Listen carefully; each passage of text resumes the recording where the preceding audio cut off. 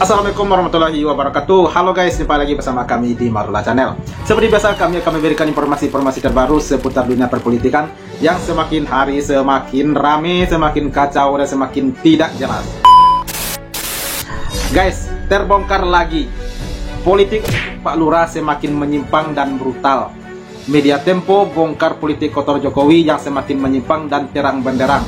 Sementara itu, pemerintah akan segera memindahkan lebih dari 11.000 para ASN ke IKN secepatnya pada bulan September mendatang. Waduh, akhirnya para ASN akan dipindahkan lebih dari 11.000 ke IKN, guys. Siap-siap ya, berpisah dengan keluarga, berpisah dengan kampung halaman. Nah, uni itu IKN ya. Nah, seperti apa videonya? Mari kita saksikan. Let's go.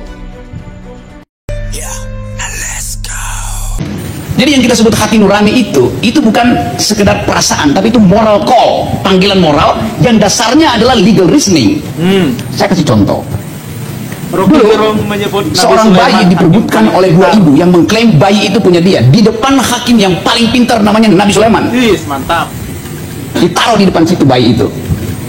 Siapa di antara anda yang punya bayi itu? Ini argumennya kuat, ini argumennya kuat, ini anak saya, ini anak saya. Kata Nabi Sulaiman, taruh di situ. Iya. Oke, supaya adil, saya belah dua bayi itu ya. Iya, saya tahu ceritanya. Sebelum pedang Nabi Sulaiman tiba 22 cm untuk membelah si bayi, ibu sebelah kanan berteriak, "Stop, saya pembohong. Itu bukan bayi saya." Ibu itu ngaku dia pembohong, bukan bayi saya. Iya. Berarti bayi siapa? Padahal yang sebelah kiri kan? Yang sebenarnya Nabi Sulaiman kasih ke sebelah kiri apa sebelah kanan? Kanan. Nabi Sulaiman pakai otak. Ibu itu tidak ingin melihat bayinya itu dipenggal, karena itu dia rela kasih pada lawannya yang berbohong sebetulnya. Iya. Nabi Sulaiman tidak berdoa, dia pakai otak aja. Itu namanya legal reasoning. Saya hormati pendapat Bapak tentang hati nurani, tapi dalam soal di mana harus diputuskan dengan otak, kita pakai legal reasoning. Itu pentingnya filsafat hukum membantu kita untuk mendalilkan argumentasi itu. Bayangin misalnya, kalau Nabi Sulaiman nggak punya otak, dia akan bilang, oke, Anda berarti berbohong. Bayi itu dia kasih yang kiri itu. Yang mengaku berbohong justru yang jujur. Karena itu peristiwa eksistensial. Bagi si ibu itu peristiwa eksistensial.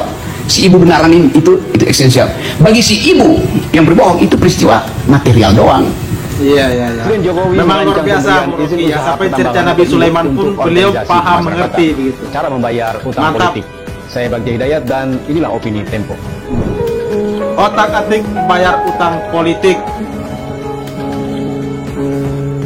Presiden Joko Widodo punya 1001 cara menjaga. Guys, simak ini baik-baik ya. Ini sangat luar biasa sekali. Dengan membagi izin usaha pertambangan atau IUP untuk organisasi kemasyarakatan. Karpet merah untuk Ormas itu merupakan bentuk terima kasih Jokowi karena telah mendukungnya dan menyokong Prabowo Subianto yang berpasangan dengan Gibran Rakabuming Raka, anak sulungnya dalam pemilihan presiden 2024. Iya. Jokowi juga membutuhkan sokongan Ormas bermasa besar karena posisi anaknya kini tengah dipersoalkan di Mahkamah Konstitusi lantaran menjadi calon wakil presiden dengan mengakali hukum. Cari dukungan. Dan pada 2022 Jokowi membentuk Satuan Tugas Penataan Penggunaan Lahan dan Penataan Investasi dengan kewenangan besar, yakni mencabut dan menghidupkan izin usaha pertambangan dan perkebunan. Satuan tugas ini dipimpin oleh Menteri Investasi Bahlil Lahadalia. Hingga Januari 2024, Bahlil telah mencabut 2078 izin usaha pertambangan dan perkebunan yang tidak produktif. Kini ia bersiap melelangnya. Kewenangan Satgas itu ditopang Peraturan Presiden Nomor 70 Tahun 2023 tentang pengalokasian lahan bagi penataan investasi. Dalam aturan ini, pemerintah menyebutkan organisasi kemasyarakatan, usaha kecil dan menengah, atau koperasi bisa mendapatkan wilayah izin usaha pertambangan mineral dan batu bara dengan mengikuti lelang. Iya. Masalahnya, organisasi kemasyarakatan pendukung presiden ogah mengelola IUP yang tak produktif. Mereka diantaranya Nahdlatul Ulama yang sudah mengajukan diri, mengharapkan organisasi tambang yang memiliki cadangan besar seperti wilayah tambang yang sudah diciutkan wilayah operasinya melalui perjanjian karya pengusahaan pertambangan batubara atau PKP 2B. Namun, aturan menghalangi Ormas memiliki wilayah IUP khusus ini. Peraturan Pemerintah Nomor 96 Tahun 2021 tentang pelaksanaan kegiatan usaha pertambangan mineral dan batubara menyebutkan wilayah izin usaha pertambangan khusus tak bisa dimiliki oleh organisasi kemasyarakatan. Dasar aturan ini adalah Undang-Undang Pertambangan Mineral dan Batubara yang menyebutkan hanya badan usaha swasta yang boleh mendapatkan WPK, itu pun melalui mekanisme lelang. Instansi lain yang diprioritaskan oleh Peraturan Nomor 96 ini adalah badan usaha milik negara dan daerah. Untuk menghilangkan ganjalan itu, Menteri Bahlil mengusulkan revisi Peraturan Nomor 96 dengan menambahkan 2 ayat pada pasal 75A. Ayat pertama menambahkan klausul prioritas WPK kepada badan usaha swasta. Ayat kedua mendelegasikan pengaturan lebih detail dalam peraturan presiden. Lagi-lagi cara Bahlil ini membentur undang-undang Minerba. Dalam kebuntuan itu, Menteri Koordinator dan Investasi Luhut Panjaitan menyodorkan ide lain. Agar ormas pendukung Jokowi mendapatkan konsesi, aturannya diubah dengan membuka peluang kerjasama organisasi sosial dengan badan usaha yang mendapatkan prioritas. Agar dapat dukungan lagi. Jika sudah kompeten, ormas boleh mengakuisisi saham perusahaan yang menjadi cantelan. Utak-atik aturan untuk memuluskan kepentingan politik jelas berisiko besar. Usaha pertambangan adalah bisnis yang membutuhkan keahlian teknis, pengelolaan sumber daya alam, dan rantai pasok yang kompleks. Alasan pemerintah memberikan ini kepada ormas untuk pemerataan kesejahteraan juga mengada-ngada. Bisnis ekstraksi sumber daya alam butuh modal besar, industri yang profesional, keahlian pengelolaan bisnis, serta teknik yang mumpuni. Pemberian konsesi tambang kepada ormas juga membuka peluang pancoisme dan punya dampak jelek terhadap ekonomi dan kesejahteraan. Dengan memberikan konsesi kepada ormas, penerimaan negara hanya didapat dari pajak dan royalti. Sementara jika konsesi tambang itu dikelola BUMN atau BUMD, pemerintah juga akan memperoleh dividen. Dengan segala dampak buruk itu, Jokowi sebaiknya stop mengakali aturan untuk kepentingan politik. Jokowi semestinya menyiapkan masa pensiun pada Oktober nanti tanpa membuat kegaduhan dan kerusakan lebih parah.